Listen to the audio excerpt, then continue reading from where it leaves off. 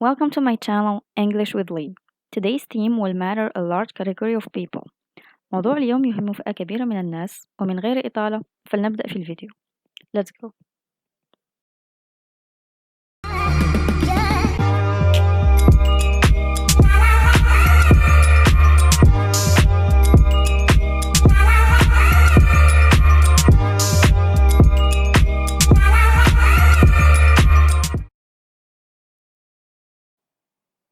It's IELTS أو امتحان IELTS. If you're a student, an ambitious employee, or even a tourist, you've definitely heard about IELTS. يعني إذا كنت طالبا عامل طموح أو حتى مسافر فلابد أنك سمعت عن امتحان الإيلتس مسبقا. وأرجح أن هذه الأسئلة هي أكثر الأسئلة التي قد تطرأ عليك. لماذا إيلتس وليس امتحان آخر؟ ما هي مزاياه ومما يمكنك؟ أين يتم اجتياز هذا الامتحان؟ وطبعا الأكثر أهمية، كيف يتم اجتياز هذا الامتحان؟ ماذا يحدث يوم الامتحان؟ ونصائح أخرى عن كيفية النجاح فيه سنتطرق لها في فيديوهات أخرى. First, let's start with why specifically IELTS. أولا لنبدأ بلماذا امتحان الإيلتس وليس امتحان آخر. It's accepted by more than 10,000 institutions all over the world. أي أنه معترف به في أكثر من 10,000 مؤسسة حول العالم، وكل المؤسسات وليس الجامعات فقط. Second, it's adaptable. Works for every category of people. أي أنه يتكيف مع طبيعة واحتياجات الشخص. مثلا IELTS Academic for Students أو IELTS Academy مخصص للطلبة أو الراغبين باجتياز امتحانات القبول في الجامعات. فهذا الامتحان مرخص من قبل جامعة كامبريدج، وامتحانات هذه الجامعة مقبولة في العديد من الجامعات العالمية. IELTS General Training for Workers and Normal People, those who want to progress their English. أي للعمال الراغبين في الحصول على مناصب عمل في مؤسسات أجنبية، أو حتى الناس الراغبة في تطوير مستوى الإنجليزية لديهم.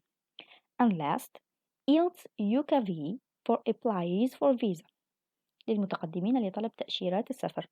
ولا يخفى عنكم أنه وثيقة تزيد من فرص الحصول على التأشيرة. It gives more opportunities than TOEFL. For example, IELTS works for both American and British English, while TOEFL works best for the American English.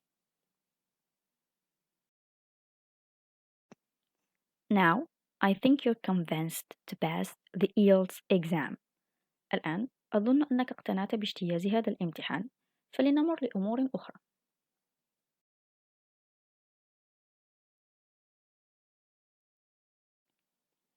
Where to pass IELTS. أين يتم اجتياز IELTS؟ يتم اجتياز IELTS على مستوى المراكز الثقافية البريطانية في كل بلد in the British Council. How to pass IELTS. كيف يتم اجتياز IELTS؟